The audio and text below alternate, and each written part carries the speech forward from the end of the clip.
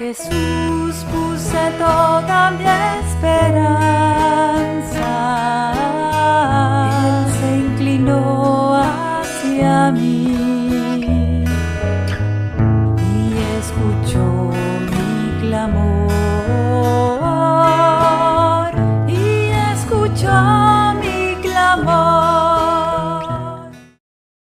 Hola, queridas amigas, queridos amigos.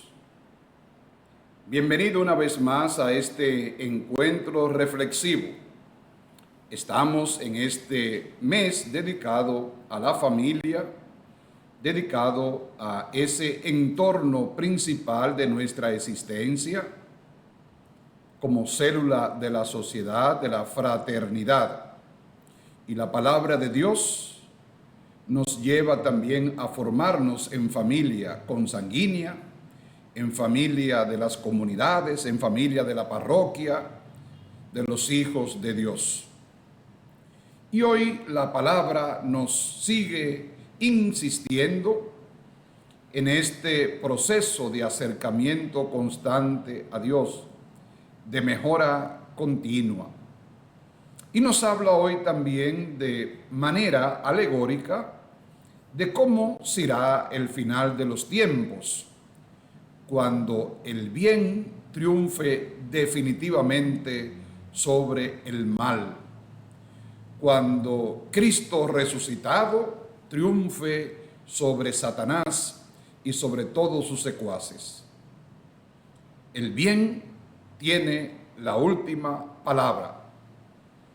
Hoy el profeta Daniel, en el capítulo 12, del 1 al 3, Dios triunfa salvándonos.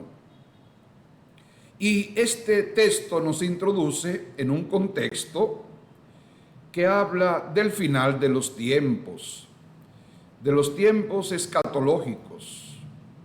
Es la expresión de un mundo apocalíptico que fue una corriente que aparece en el siglo II antes de Cristo, con objeto de responder a tiempos difíciles y de angustia para el pueblo elegido.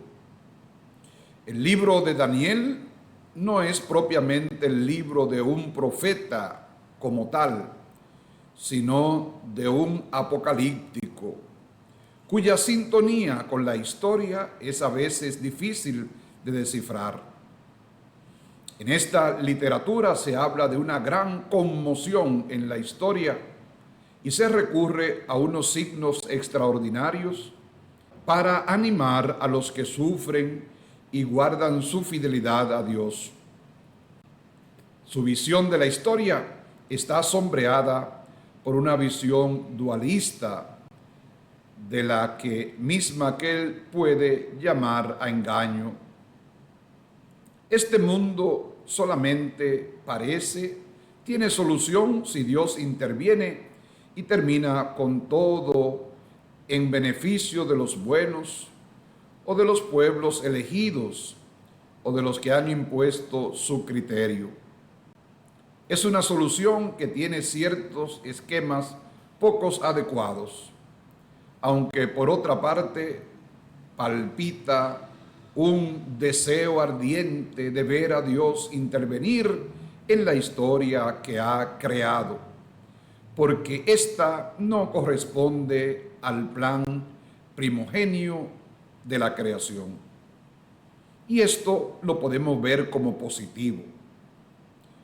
Pero esa intervención no será según quieren los hombres, sino en la libertad del plan salvífico de Dios. En esta lectura, Miguel, el arcángel, quien como Dios, el protector del pueblo según aquella mentalidad, vendrá para proclamar la salvación y resurrección para los elegidos. Es en este libro donde aparece por primera vez la resurrección y la vida más allá de la muerte, en la fe de Israel.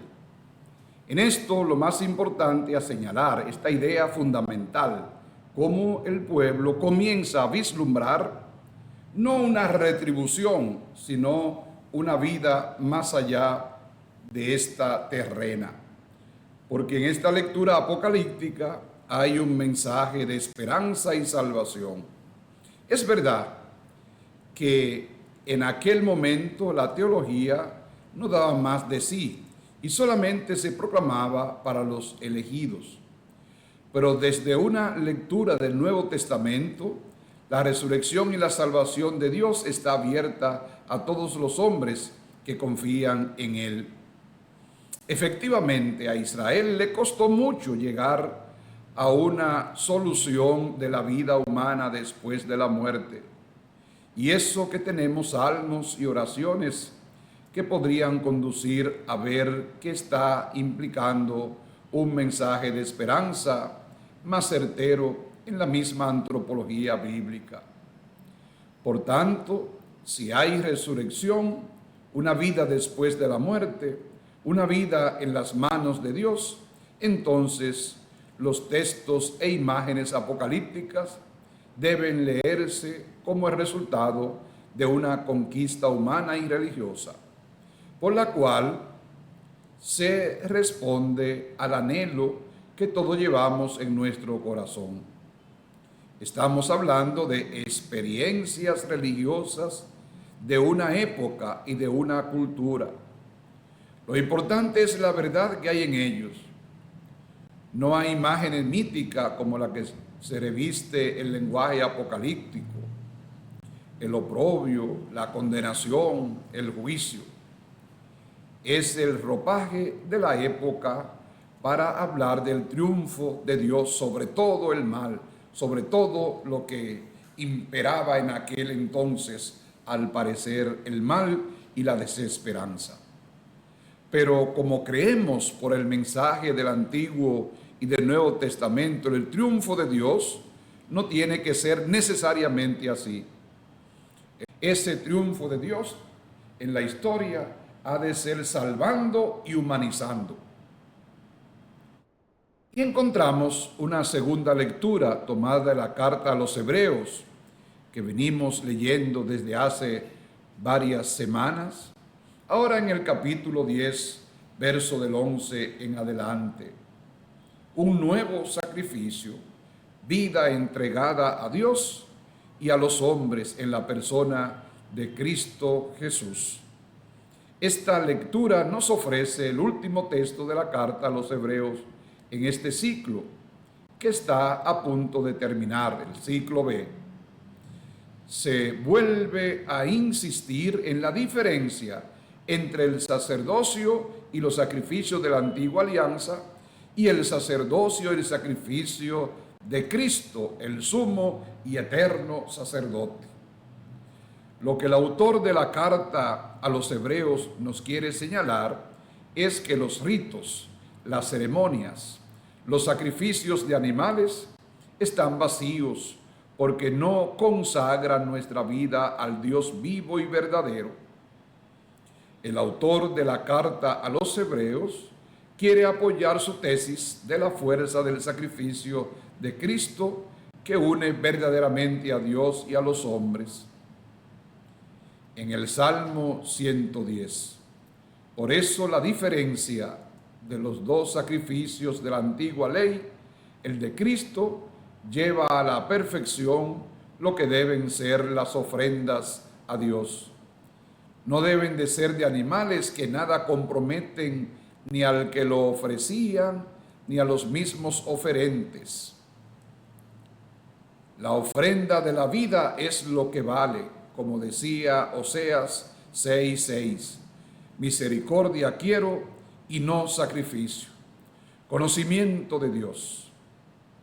Se habla aquí que Cristo está junto al Padre en el santuario celeste para interceder por nosotros, porque su sacrificio de amor en la cruz permanece eternamente.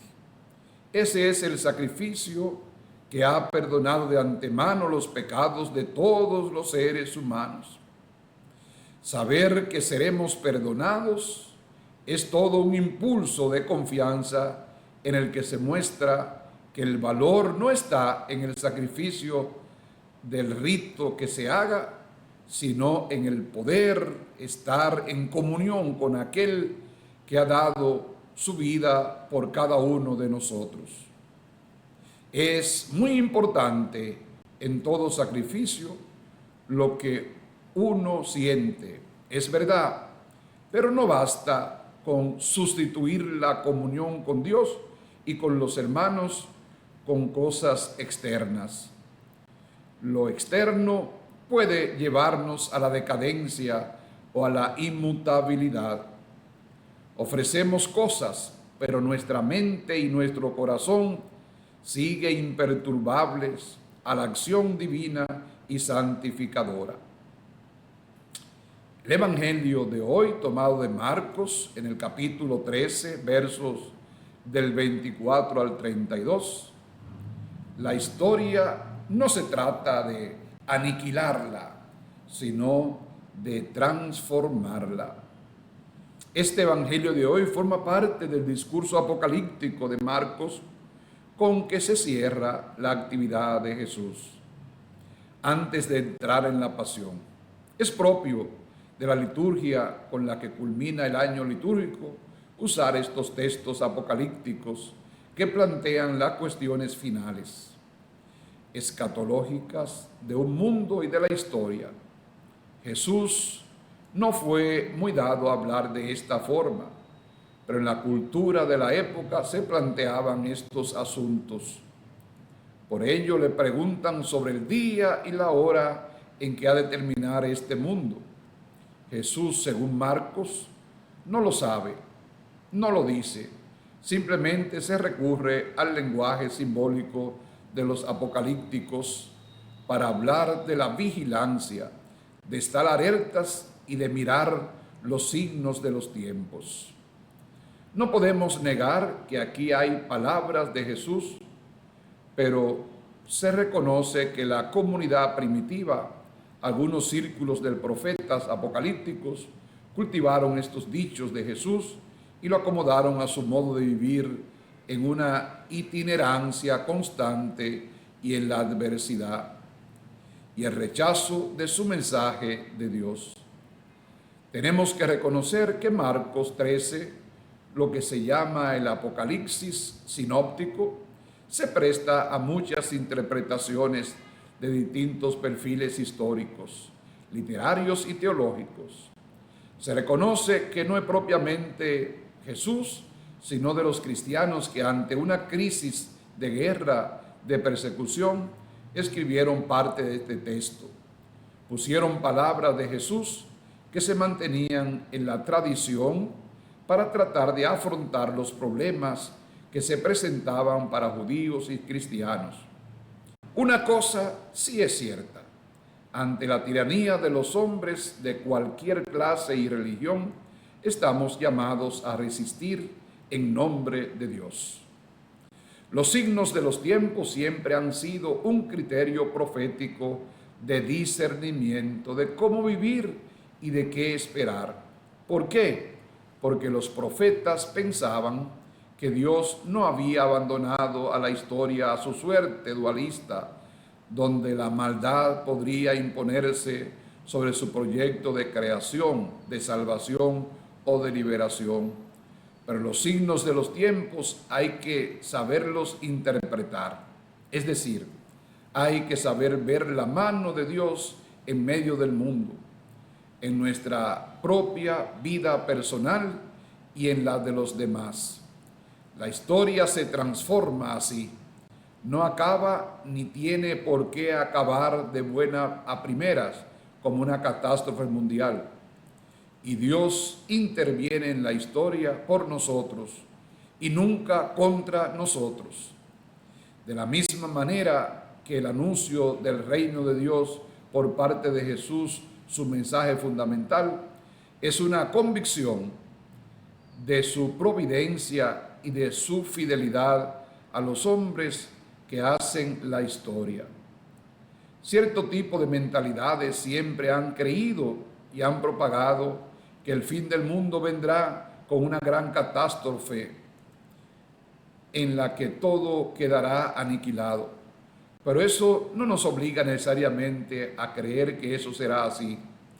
Dios tiene sus propios caminos y sus propias maneras de llevar hacia su consumación esta historia y nuestra vida. El discurso está construido sobre palabra de Daniel en lo que se refiere a la venida del Hijo del Hombre. Sin embargo, en los términos más auténticos de Jesús, se nos invita a mirar los signos de los tiempos, como cuando la higuera echa sus brotes porque el verano se acerca, a descubrir un signo de los que Dios pide en la historia. Dios tiene sus propios caminos para poner de manifiesto que en esta historia nada pasa desapercibido a su acción y de que debemos vivir con la espera y la esperanza del triunfo del bien sobre el mal. Que no podemos divinizar a los tiranos ni deshumanizar a los hijos de Dios. Los tiranos no pueden ser dioses, porque todos los hombres son divinos, fueron hechos a imagen y semejanza de Dios. Así es como se transforma esta historia a imagen del reinado de Dios que Jesús predicó y a lo que dedicó su vida. Que cada uno de nosotros pueda también ser imagen de este Dios de la esperanza, de la vida, que nos invita a participar activamente en su reino, a construir una nueva sociedad, un mundo más fraterno y humano, y a confiar más en Él, claro, cada uno haciendo lo que tiene que hacer y pidiendo la luz y la gracia del Señor para que todos los seres humanos caminemos a una en la esperanza y en la presencia del Señor. Feliz jornada para todos. En Jesús puse toda mi esperanza. Él se inclinó hacia mí y escuchó mi clamor.